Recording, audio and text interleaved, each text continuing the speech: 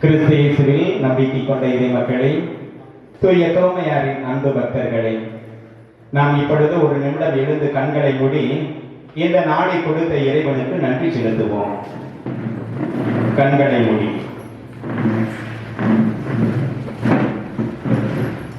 அன்பின் இறைவா, இந்த நாளை, இந்த நேரத்தை, இந்த இடத்தை, இந்த இறைவார்த்தை பகிர்வை தியானத்தில் பங்கு பெற வைத்த நாம் கடவுள், நாம் நன்றி சொல்ல வேண்டும்.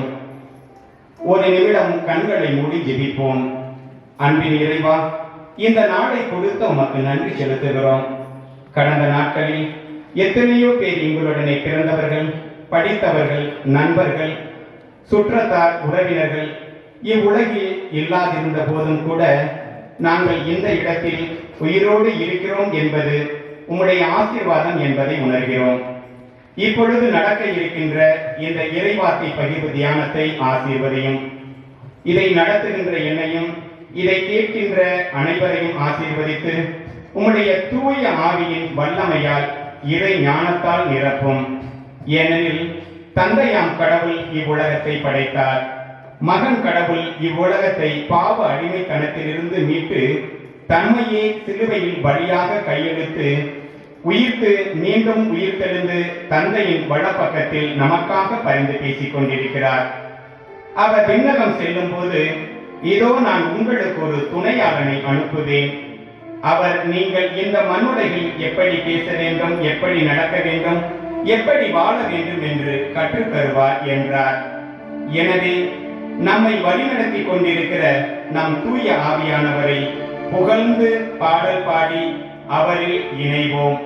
எல்லோரும் கைகளை தட்டி இந்த தூய ஆவியானவர் பாடலை பாட உங்களை அன்போடு கேட்டுக்கொள்கிறேன்.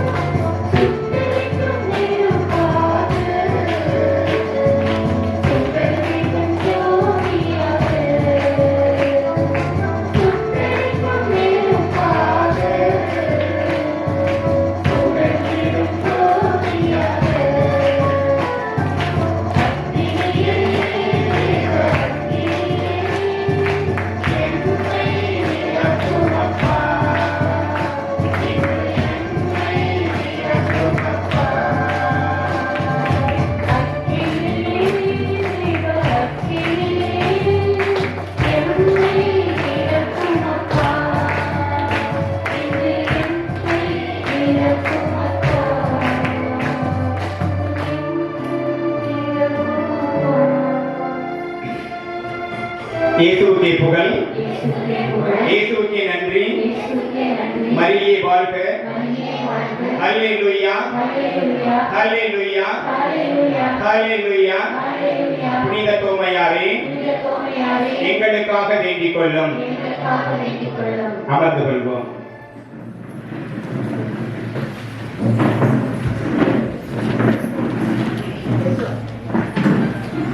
அன்பானவர்களே, முதலில் நாம் எங்கிருந்து வந்தோம், நாம் யார், நாம் எங்கு செல்ல இருக்கின்றோம் என்ற தெளிவு நமக்கு வேண்டும்.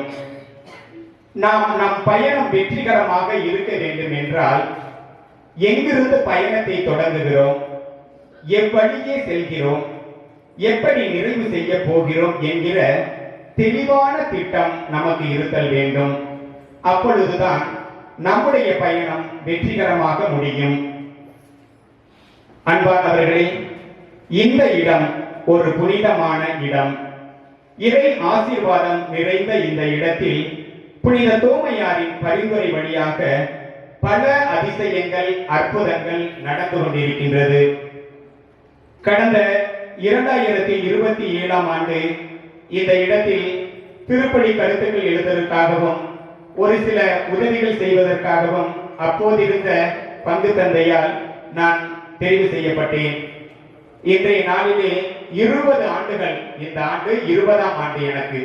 இந்த நாட்களிலே திருப்பலி கருத்துக்கள் அங்குதான் எழுதி கொண்டிருப்பேன். அப்பொழுது எண்ணற்ற நபர்கள் புனித தோமையாரின் பரிந்துரை ஜெபத்தின் வழியாக இறை ஆசிரியரை பெற்றிருக்கிறார்கள் என்று நான் நிறைய கேள்விப்பட்டிருக்கிறேன். ஆனால் எப்பொழுதுமே நமக்கு நடந்தால் மட்டும்தான் நாம் நம்புவோம். அவங்க சொன்னாங்க, இவங்க சொன்னாங்க, அப்படி இல்லை. நமக்கு நடந்தா தான் நம்ம நம்புவோம். எனக்கும் என்னுடைய வாழ்வில் 2 பெரிய மாபெரும் அதிசயங்கள் நடந்திருக்கிறது.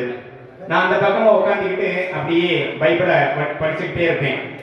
நேரம் போகல, தூக்கம் வரலன்னு நான் சொல்லவே மாட்டேன். ஏன் அப்படிங்கன்னா, நேரம் போகலையா பைபிள் எடுத்து படிப்பேன், தூக்கம் வரலையா பைபிள் எடுத்து படிப்பேன், பாட்டு பாடுவேன். இதுதான். ஏன்னா நேரம் போகலன்னு ஒரு நாள் கூட நான் சொன்னதே இல்லை, தூக்கம் வரலன்னு சொன்னதே இல்லை. சரிங்களா? அப்படி இருக்கிற பட்சத்துல நான் திருவிவிலியத்தை வாசிக் கொண்டிருந்த பொழுது எசாயா பிரிவு 58 இறைவார்த்தைகள், அந்த இறைவார்த்தைகள் ஓய்வு நாளின் சட்டங்களை கடைபிடித்தல், அந்த இறைவார்த்தையை தியானித்து அதை நான் வாழ்வாக்கினேன். எப்படி என்றால், அந்த ஓய்வு நாள் சட்டங்கள் என்பது இந்த ஞாயிறு திருப்பலியில் கலந்து கொள்வது, அந்த நாட்களை பரிசுத்தமாக அனுசரிப்பது அப்படிங்கிற அந்த உணர்வோடு இருக்கக்கூடியது.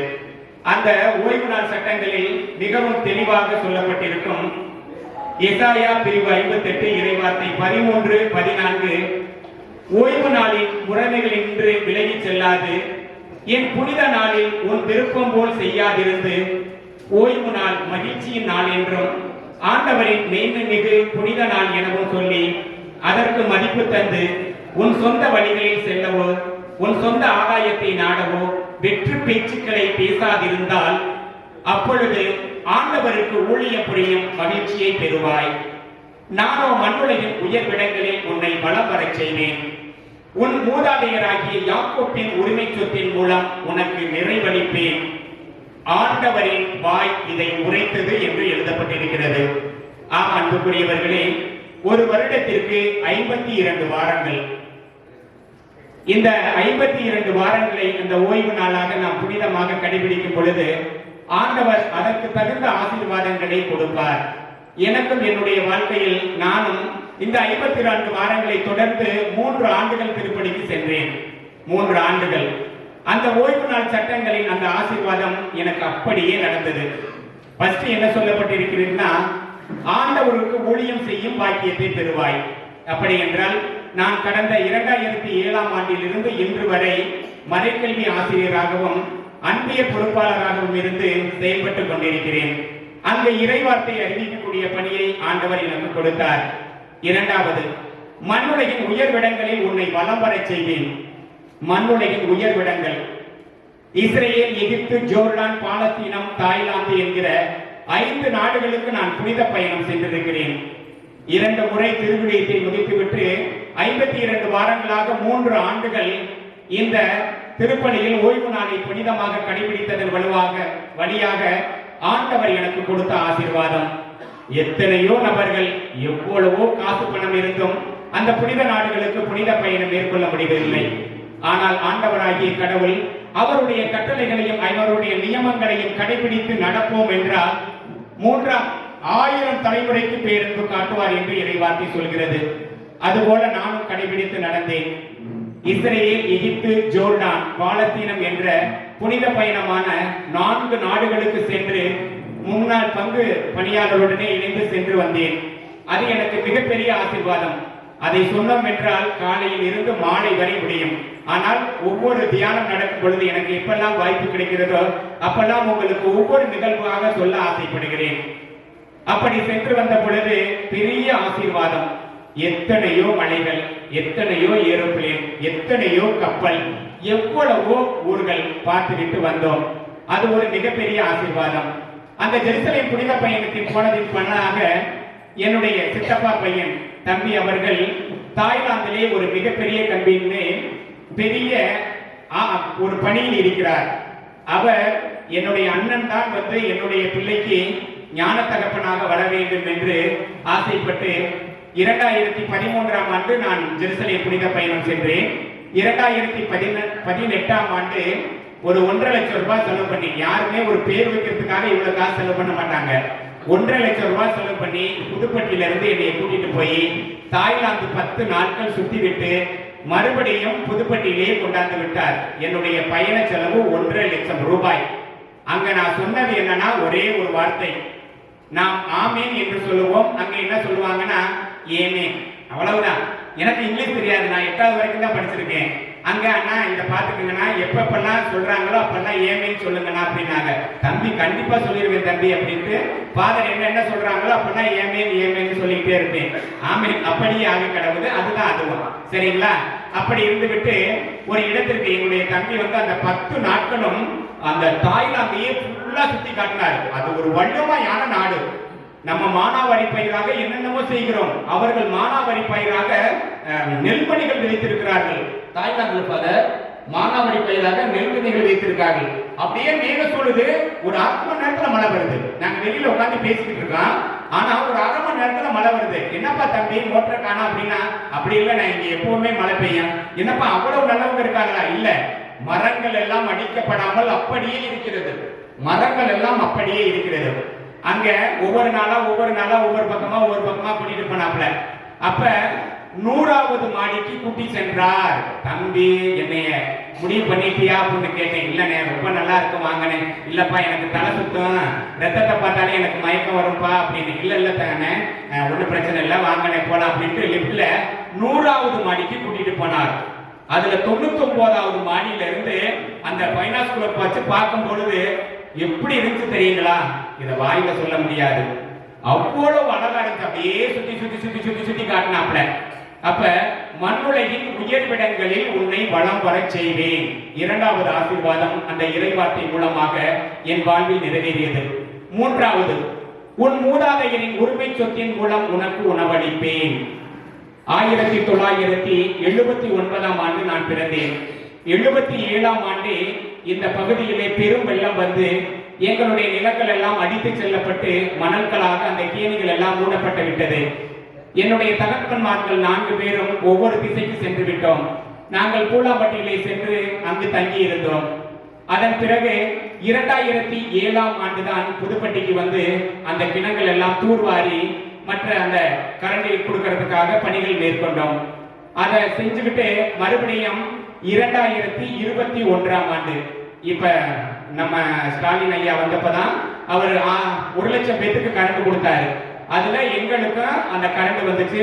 இப்ப 4 ஆண்டுகளாக நாங்கள் எங்களுடைய நிலத்தில் விளைந்த நெல்மணிகளை அவ்வளவு அருமையா இருக்கு சாப்பாடு. ஏன்னா நான் குப்பை தான் போடுவேன், உரம் போட மாட்டேன், அம்மன் தான் நடுவேன். புழு மாதிரி சாப்பாடு அப்படி இருக்கும். ஏன்னா 30 வருஷமா நாங்க தேங்கரிசியை தான் சாப்பிட்டுக்கிட்டு இருப்போம். இப்ப 4 ஆண்டுகளாக அந்த நெல்மணிகள் இருந்து வருகிற அந்த நெல்லை, அந்த அம்மன் நெல்லை சாப்பிடும் பொழுது ஆண்டவராகிய கடவுளுக்கு நன்றி செலுத்துவோம் என்கிற எண்ணம் எங்களுக்கு இருக்கும். அப்படி மூதாதையரின் உரிமை சொத்தின் மூலம் உனக்கு உணவளிப்பேன் என்று கடவுள் வாக்கு கொடுத்ததை இந்த இறைவார்த்தையிலே நிறைவேற்றினார். ஆம் பிரியமானவர்களே, நீங்களும் இந்த இறைவார்த்தையை படிக்க வேண்டும், அதை தியானிக்க வேண்டும், அதை வாழ்வாக்க வேண்டும். 8வது படித்த எனக்கே இவ்வளவு தூரம் செய்கிறார் என்றால் என்னை விட எல்லாமே பெரியவங்க தான். என் மகனே என்னை விட 11வது படிச்சுட்டாப்ல. அப்படிங்கிற போது உங்களுக்கும் இன்னும் அதிகமான ஆசீர்வாதங்களை கடவுள் வைத்திருக்கிறார். ஆனால் எங்கென்றுதான் நாம் தேடி கண்டுபிடிக்க வேண்டும். அதை கண்டுபிடித்தோம் என்றால் நாம் நிறை பயணத்தை தொடங்கி வழிநடத்தவர்களாக இருப்போம். ஆம் அன்புக்குரியவர்களே, இந்த நாளிலே உங்களோடு இறை செய்தியினை பகிர்ந்து கொள்ள இருக்கின்றோம். இயேசுவுக்கே புகழ், இயேசுவுக்கே நன்றி, மரியே வாழ்க, ஹல்லேலூயா, புனித தோமையாரே எங்களுக்காக வேண்டிக் கொள்ளும் என்று சொல்கிறோம். புனித தோமையார் இந்த இடத்தில் இருந்து பல அதிசயங்களையும் அற்புதங்களையும் அவருடைய பரிந்துரை ஜெபத்தின் வழியாக செய்து கொண்டிருக்கிறார் என்பது உண்மை. கொரோனா காலத்திலே என்னுடைய சகோதரருக்கு கொரோனா தொற்று ஏற்பட்டது.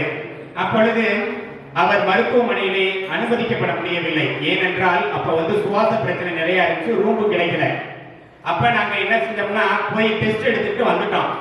டெஸ்ட் எடுத்துட்டு வந்த போது ரூம் கிடைக்கவில்லை, எங்கேயுமே கிடைக்கல. சரி ரைட்டு வீட்லயே வச்சிருந்தா எங்க வீட்டுக்கு யாருமே வரக்கூடாது அப்படின்னு ஊரோட கண்டிஷன் அப்படி போட்டிருந்தாங்க. அவர் ரொம்ப முடியாம போயிட்டாப்ல. அப்ப இது மாதிரி டைரி எடுத்து அவர் எழுதுறாப்புல, நான் யாராருக்கு என்னென்ன கொடுக்கணும், என்னென்ன வாங்கணும், இப்படி எல்லாம் இருக்குது என்னுடைய சூழ்நிலை, வரவு செலவுகள் அப்படின்ட்டு அவர் டைரியில எழுதுறாப்புல. எங்க தம்பி வீட்டுக்காரமா அழுகுறாங்க, இது மாதிரி சூழ்நிலை மாமா அப்படின்ட்டு. கவலைப்படாதையா, கடவுள் இருக்காரு, கைவிட மாட்டாரு, நான் நம்ம தோமையார்கிட்ட போய் வேண்டேன் அப்படின்னு அன்றிரவு நம்முடைய தோமையாரிடம் முழங்கால் போட்டு ஜெபித்தோம். மறுநாளே அவருக்கு கலையரசன் ஆஸ்பத்திரியில் ஒரு ரூம் கிடைத்தது. மறுபடியும் 4 நாட்களிலே அவர் முழுமையாக நல்ல சுகத்தோடு எங்களுடைய இல்லம் திரும்பினார். கடவுளுக்கு இந்த தோமையார் வழியாக நாம் கரங்களை தட்டி நன்றி செலுத்துவோம். உங்களுடைய வாழ்க்கையிலும் அப்படி அதிசயங்கள் அற்புதங்கள் நடக்க வேண்டும் என்றால் இறை வார்த்தையை கேட்க வேண்டும், அதை தியானிக்க வேண்டும், அதை நாம் வாழ்வாக்க வேண்டும். இந்த நாளிலே நாம் எல்லோரும் சொல்கின்ற ஒன்று, ஹல்லேலூயா சொல்வது முறையா? இது பிரிந்த சபையினர் சொல்கிறது அப்படின்னு நாம் சொல்லிக் கொண்டிருக்கிறோம். அப்படி அல்ல என் அன்பானவர்களே. ஹல்லல் என்றால் புகழ்ச்சி, லூ என்றால் உமக்கு, யா என்றால் யாவே இறைவனுக்கு. நம்மை படைத்து பாதுகாத்து வருகின்ற பரம தந்தைக்கு நாம் ஹல்லேலூயா சொல்வது தவறு கிடையாது. விண்ணகத்தில் கேட்கக்கூடிய ஒரே சத்தம் என்னவென்றால் ஹல்லேலூயா. நாமும் அதை சொல்ல கடமைப்பட்டவர்களாக இருக்கின்றோம்.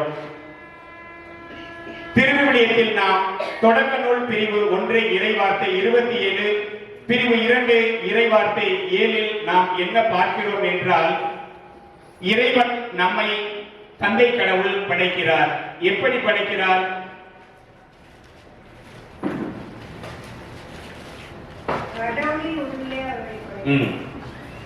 கடவுள் தம் உருவில் மானிடரை படைத்தார். கடவுளின் உருவிலேயே அவர்களை படைத்தார். ஆணும் பெண்ணுமாக அவர்களை படைத்தார் என்று தொடக்க நூல் பிரிவு 1 இறைவார்த்தை 7 கூறுகிறது. பிரிவு 2 இறைவார்த்தை 7 அப்பொழுது ஆண்டவராகிய கடவுள் நிலத்தின் மண்ணால் மனிதனை உருவாக்கி அவன் நாசிகளில் உயிர் மூச்சை ஊத மனிதன் உயிர் உள்ளவன் ஆனான் என்று சொல்லப்பட்டிருக்கிறது. ஆம் ஆண்டவரே, கடவுள் நம்மை தம் உருவிலும் தம் சாயலிலும் படைத்து தம்முடைய உயிர் மூச்சை கொடுத்து நம்மை வாழ வைத்துக் கொண்டிருக்கிறார். உயிர் மூச்சு நின்னா எல்லாமே போச்சு. அன்பானவர்களே, அந்த நாட்களிலே அந்த சகோதரர் அங்கே மருத்துவமனையில இருந்த நாட்களிலே அந்த சுவாச பிரச்சனை தான் நிறைய, ஒண்ணுமே பண்ண முடியல, சுவாசம் தான், செயற்கை சுவாசம் கிடைக்கவில்லை அப்படின்னு சொன்னாங்க. அப்ப மறுபடியும் செய்யும் போது நான் டிஸ்சார்ஜ் பண்ணும் போது கேட்டேன், ஒரு நாளைக்கு எவ்வளவு அந்த செயற்கை சுவாசம் செலவாகும் அப்படின்னு கேட்டப்ப ஒரு நாளைக்கு குறைந்தபட்சம் 3000 ரூபாய் என்றார்கள். எவ்வளவுங்க? ஒரு நாளைக்கு நம்ம சுவாசிக்கிற சுவாசம் எவ்வளவா? 3000 ரூபாயும். அப்புறம் நான் கேட்டேன், சாதாரண நாட்கள்ல அது எப்படிமா இருக்கும்? இப்ப அர்ஜென்ட் கிடைக்கல, ரைட்டு 3000. சாதாரண நாட்கள்ல எவ்வளவு இருக்கும் அப்படிங்கிற போது 1500 ரூபாய். எவ்வளவுங்க? 1500 ரூபாயை ஒரு நாளைக்கு இலவசமாக கொடுக்கின்ற நம் தந்தை கடவுளுக்கு நாம் ஹல்லேலூயா சொல்வது தப்பாங்க? சத்தமா ஒரு ஹல்லேலூயா சொல்லுங்க. சரி, அப்புறம் கடவுள் நம்முடைய விவிலியத்தில் என்ன செய்தார் என்றால், ஆரம்ப காலங்களிலே 613 சட்டங்களை கொடுத்திருந்தார்கள். எத்தனை சட்டம்? 613. இதெல்லாம் ரொம்ப கடுமையான சட்டங்க. கண்ணுக்கு கண், பல்லுக்கு பல். அப்படின்னா ஒரு சண்டை நடந்துச்சு, சிம்பிளா எதையாவது ஒரு கண்ணு பாதிச்சிருச்சுன்னு வச்சுக்கோங்களேன், நம்ம மறுபடியும் அவங்க கண்ணை எடுத்துக்கலாம், தெரிஞ்சே எடுத்துக்கலாம். ஏதோ ஒரு விஷயத்துல அடிச்சுட்டா பல்லு போயிருச்சு, அப்ப என்ன செய்யலாம்? அவங்க பல்லையே உடைச்சு எடுத்துக்கலாம். எப்படி சட்டம் பாருங்க. இதை பார்த்தால் கடவுள் என்ன செய்தார்? 10 கட்டளைகளை நமக்காக கொடுத்து அதை வாழ்வாக்க வேண்டும் என்று ஆசைப்பட்டார். 613 சட்டங்கள் 10 கட்டளைகளாக. ரொம்ப சிம்பிள். 613 எங்க இருக்கு, 10 எங்க இருக்கு? அப்படி கொடுத்த கடவுள் நம் கடவுள். அப்புறம் பாத்தீங்கன்னா நம் கடவுள் காண்கின்ற கடவுளாகவும் நம் குரலை கேட்கின்ற கடவுளாகவும் இருக்கிறார். திருவிவிலியத்தில் எங்கு காண்கிறோம்? விடுதலை பயணம் பிரிவு 3 இறை வார்த்தை 7-8. அப்போது ஆண்டவர் கூறியது, எகிப்தில் என் மக்கள் படும் துன்பத்தை என் கண்களால் கண்டேன்.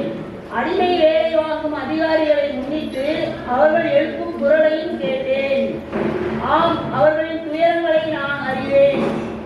எனவே எகிப்தியரின் பிடியிலிருந்து அவர்களை விடுவிக்கவும், அந்நாட்டில் இருந்து பாலும் தேனும் பொழியும் நல்ல பரந்ததோர் நாட்டிற்கு, அதாவது கானானியர், இத்தியர், எமோரியர், பெரிசியர், இவ்வியர், எபூசியர் வாழும் நாட்டிற்கு அவர்களை நடத்தி செல்லவும் இறங்கி வந்துள்ளேன். ஆம் அன்புக்குரியவர்களே, நம் தந்தை கடவுள் ஆரம்பத்திலேயே விண்ணகம் விட்டு மண்ணகம் இறங்கி வந்து விட்டார். யாருக்காக? எகிப்தில் என் மக்கள் படும் துன்பத்தை என் கண்களால் கண்டேன். அவர்கள் எழுப்புகிற குரலொலியை என் காதுகளால் கேட்டேன். இதோ இறங்கி வந்து அவர்களோடு வாசம் செய்ய போகிறேன் என்கிறார். தங்கி இருக்க போகிறேன் என்றார். விண்ணகம் என்பது எவ்வளவு மகிமையான உயர்ந்த இடம். ஆனால் தந்தை கடவுளே மண்ணகத்திற்கு வந்தார்.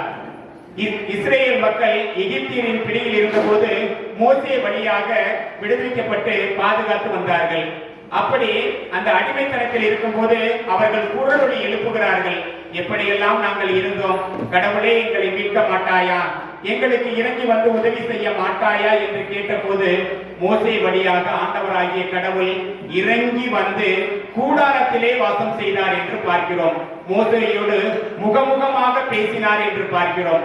அப்படிப்பட்ட கடவுள் நாம் படும் துன்பத்தை அவர் கண்டுகொண்டு இருக்க மாட்டார். ஏதோ பொறுமையாக காத்து கொண்டிருக்கிறார் என்றால் ஏதாவது ஒரு காரணம் இருக்கும்.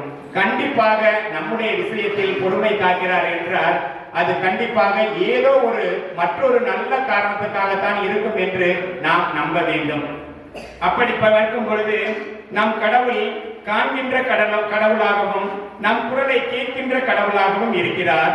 நம் கண்ணீரை கண்டு நம்மை குணமாக்கும் கடவுளாக இருக்கிறார். எங்கு பார்க்கிறோம்? 2 அரசர்கள் பிரிவு 20 இறை வார்த்தை 1-6 முடிய.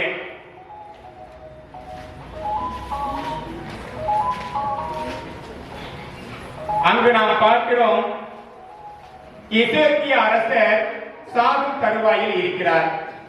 அங்கே எசாயா இறைவாக்கினர் செல்கிறார். சென்று என்ன சொல்கிறார்? உன்னுடைய வீட்டு காரியங்களை ஒழுங்குபடுத்தி நீ சாக போகிறீர் என்று சொல்கிறார். அப்பொழுது எசேக்கியா அரசன் சுவர் பக்கமாக திரும்பிக் கொண்டு கண்ணீர் வடிக்கிறார்.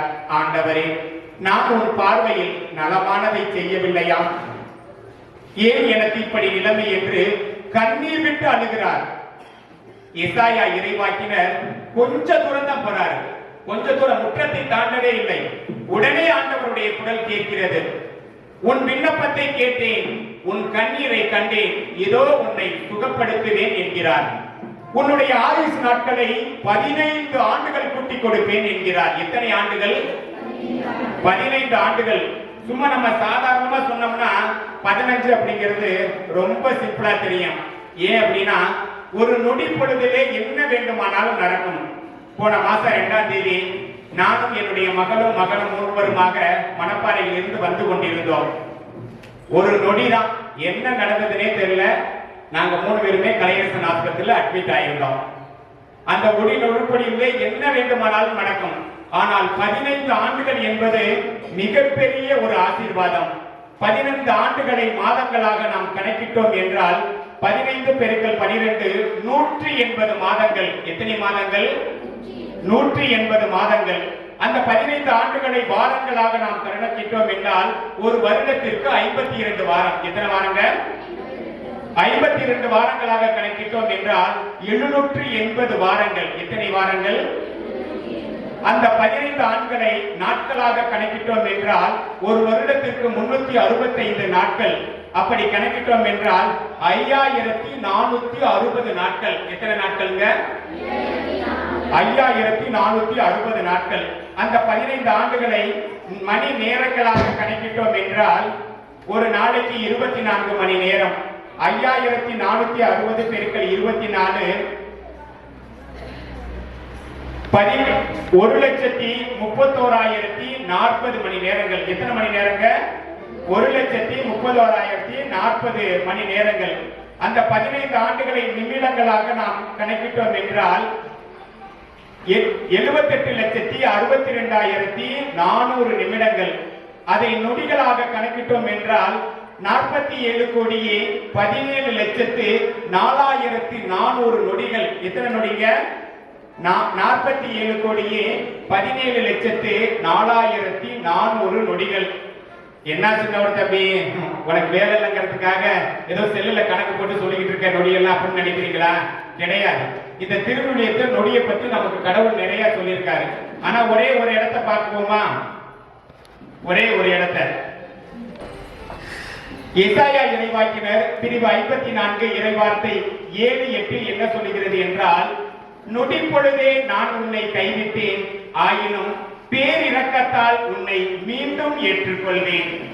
பொங்கி எழும் சீற்றத்தால் இமைப்பொழுதே என் முகத்தை உனக்கு மறைத்தேன், ஆயினும் என்றும் உள்ள பேரன்பால் உனக்கு இரக்கம் காட்டுவேன் என்கிறார் ஆண்டவர். நொடி பொழுதுதான் நான் உன்னை மறந்தேன், அதுக்கப்புறமெல்லாம் இல்ல. ஆனாலும் அதற்குள்ள என்னென்னமோ நடந்துருச்சு. ஆனாலும் கடவுள் சொல்கிறார், அவர் நம் பாவத்தை மன்னித்து நமக்கு மீட்பளிக்கக்கூடிய கடவுளாக இருக்கிறார். நம் கடவுள் சொல்கிறார், நம் கண்ணீரை கண்டு நம்மை குணமாக்கும் கடவுளாக இருக்கிறார் என்று 2 அரசர்கள் பிரிவு 20 இறைவார்த்தை 1 6 முடிய உள்ள இறைவார்த்தையில் பார்த்தோம். பால் குடிக்கும் தம் மகவை தாய் மறப்பாளோ, கருத்தாங்கியவள் தன் பிள்ளை மீது இரக்கம் காட்டாதிருப்பாளோ என்று எசாயா பிரிவு 49 இறைவார்த்தை 15-16 பார்க்கிறோம். அதை முன்னிட்டு ஒரு சிறு பாடல். பால் குடிக்கும் தன் மகவை தாய் மறப்பாளோ, கருத்தாங்கியவள் தன் பிள்ளை மீது இரக்கம் காட்டாதிருப்பாளோ, இவர்கள் மறந்திடனும் நான் உன்னை மறக்கவே மாட்டேன் என்கிறார் கடவுளாகிய ஆண்டவர். தாய் கூட பிள்ளையை மறந்து போகலாம், சிங்கம் கூட குட்டிகளை பட்டினி போடலாம், தாயினும் மேலாக அன்பு வைத்தவர், இரத்தத்தையே சிலுவையிலே நமக்கு தந்தவர், நம்மை மறந்திடுவாரோ, நம்மை வெறுத்திடுவாரோ, நம்பிக்கையை விட்டிட மாட்டேன், நான் நம்பியவர் கைவிட மாட்டார், நம்பிக்கையை விட்டிட மாட்டேன், நான் நம்பியவர் கைவிட மாட்டார். நான் அவரை தெரிந்து கொள்ளவில்லை, அவரல்லவோ என்னை தெரிந்து கொண்டார், நேற்று இன்று நாளை என்று தாயின் கருவில் உருவாகும் முன்னே நம்பிக்கையை விட்டிட மாட்டேன், நான் நம்பியவர் கைவிட மாட்டார். ஆம் அன்புக்குரியவர்களே, தாயும் கருவில் உருவாகும் முன்னே நம்மை தேர்ந்தெடுத்த கடவுள். எங்கு பார்க்கிறோம்? எபேசியர் பிரிவு 1 இறைவார்த்தை 4 இப்படியாக சொல்லப்பட்டிருக்கிறது, நாம் தூயோராகவும் மாசற்றோராகவும் தம் திருமுன் விளங்கும்படி உலகம் தோன்றுவதற்கு முன்பே கடவுள் நம்மை கிறிஸ்து வழியாக தேர்ந்தெடுத்தார் என்று சொல்கிறது. ஆம் அன்புக்குரியவர்களே, நம்மை ஆண்டவராகிய கடவுள் நம் தாயின் கருவில் உருவாகும் முன்னே, ஏன் உலகம் தோன்றும் முன்பே நம்மை தேர்ந்தெடுத்துள்ளார் என்று இறைவார்த்தை கூறுகிறது. இதைத்தான் நாம் திருப்பாடல் 139 இறைவார்த்தை 13 16 வரை உள்ள இறைவார்த்தையிலே பார்க்கிறோம். திருப்பாடல் 139 13 16 முடிய. ஏனெனில் என் உள் உறுப்புகளை உருவாக்கியவர் நீரே, என் தாயின் கருவில் எனக்கு உரு தந்தவர் நீரே. அஞ்சத்தகு வியத்தகு முறையில் நீர் என்னை படைத்ததால் நான் உனக்கு நன்றி நல்கின்றேன். உம் செயல்கள் வியக்கத்தக்கவை என்பதை என் மனம் முற்றிலும் அறியும். என் எலும்புகள் உமக்கு மறைவானதன்று, மறைவான முறையில் நான் உருவானதையும் பூ உலகின் ஆழ்பகுதிகளில் நான் உருப்பெற்றதையும் நீர் அறிந்திருக்கிறேன். உம் கண்கள் கருமுனையில் என் உறுப்புகளை கண்டன. நீர் எனக்கு குறித்து வைத்துள்ள நாட்கள் எல்லாம் எனக்கு வாழ்நாள் எதுவுமே இல்லாத காலத்திலே உமது நூலில் எழுதப்பட்டுள்ளது என்று திருப்பாடல் ஆசிரியர் தாவீது இவ்வாறாக சொல்கிறார். ஆம் அன்புக்குரியவர்களே, நாம் தாயின் கருவில் உருவாக முன்னே நம்மை தேர்ந்தெடுத்த கடவுள் மேலும் என்ன சொல்கிறார் என்றால், ரோமையர் பிரிவு 8 இறைவார்த்தை 30 தாம் முன்குறித்து வைத்தோரை அவர் அழைத்திருக்கிறார். தாம் அழைத்தோரை தமக்கு ஏற்புடையவராக்கி இருக்கிறார். தமக்கு ஏற்புடையோரை தம் ஆட்சியில் பங்கு பெற செய்திருக்கிறார் என்று இறைவார்த்தை கூறுகிறது. இந்த உலகத்தில் பல துன்பங்கள், பல கஷ்டங்கள், பல வேதனைகள் இருந்தாலும் கூட ஆண்டவராகிய கடவுள் திருவிழியத்திலே ஒரு நாளைக்கு ஒரு முறை என்று பார்த்தாலும் கூட 365 தடவைக்கு மேலாக அஞ்சாதே அஞ்சாதே நான் உன்னுடனே இருக்கிறேன் என்று அனுதினமும் நம்மை பார்த்து சொல்லிக் கொண்டிருக்கிறார். எங்கு பார்க்கிறோம்? ஏசாயா பிரிவு 41 இறைவார்த்தை 10 13 உள்ள வார்த்தையிலே, அஞ்சாதே, நான் உன்னுடன் இருக்கிறேன், கலங்காதே, நான் உன் கடவுள், நான் உனக்கு வலிமை எழுப்பேன், உதவி செய்வேன், என் நீதியின் வலக்கரத்தால் உன்னை தாங்குவேன். ஏனெனில் நானே உன் கடவுளாகிய ஆண்டவர். உன் வலக்கையை பற்றி பிடித்து அஞ்சாதே, உனக்கு துணை இருப்பேன் என்று உன்னிடம் சொல்பவரும் நானே என்று எசாயா இறைவாக்கினர் வழியாக ஆண்டவராகிய கடவுள் ஒவ்வொரு நாளும் நம்முடனே இருக்கிறார் என்பதை இறைவார்த்தை வழியாக உறுதிப்படுத்துகிறார். நாம் அப்படி அவரை தேட, அவரை பார்க்க மறந்த நேரங்களுக்காக மனம் வருந்துவோம். இதோ என் மீது நம்பிக்கை வைத்தாய் என்றால் புதிய ஆற்றல் பெறுவாய் என்று ஆண்டவராகிய கடவுள் இன்று நம்மை பார்த்து சொல்கிறார். தந்தை அவர்கள் இந்த ஜனவரி 1ஆம் தேதி நமக்காக ஒரு அருமையான இறைவார்த்தையை கொடுத்தார். என்ன கொடுத்தார்? முன்பு நடந்தவற்றை மறந்து விடுங்கள், முக்கால நிகழ்ச்சி பற்றி சிந்திக்காதிருங்கள், இதோ புதிய செயல் ஒன்றை உங்களுக்காக செய்கிறேன், அது இன்றே தோன்றிவிட்டது என்று எப்பொழுது நாம் இறைவனுடைய பாதத்தில் வந்து அமர்கிறோமோ அன்று நமக்கு தோன்றும். நிறைய இறைவார்த்தை இன்று முதல் உங்களை ஆசீர்வதிப்பேன் என்று கூறுவார்கள். ஆனால் நம்ம அப்படியே உட்கார்ந்திருந்தோம்னா வீட்டிலேயே ஆசீர்வாதம் கிடைச்சிருங்களா? அவரை தேடி, அவரை நாடி, அவர் வழி செல்ல வேண்டும். இன்னும் சிறப்பாக இன்னொரு இறைவார்த்தையை தந்தை அவர்கள் நமக்கு எடுத்துரைத்தார்கள். அருமையான இறைவார்த்தை. நாம் நம்முடைய திட்டத்தின்படி, நம்முடைய படி எப்படி வேணாலும் வாழ்ந்துவிட்டு கடவுள் எனக்கு பெரியதாக என்ன செய்து விட்டார் என்று கேட்கின்றோம். அப்படி அல்ல அன்புக்குரியவர்களே, நாம் கடவுளால் தேர்ந்தெடுக்கப்பட்டவர்கள். அவருடைய திட்டத்திற்கு நம்மை உட்படுத்த வேண்டும். நாம் மனப்போன போக்கில் வாழ்ந்துவிட்டு பெரியதாக கடவுள் என்ன செய்து விட்டார் என்று நாம் சொல்லிக் கொண்டிருக்கிறோம்.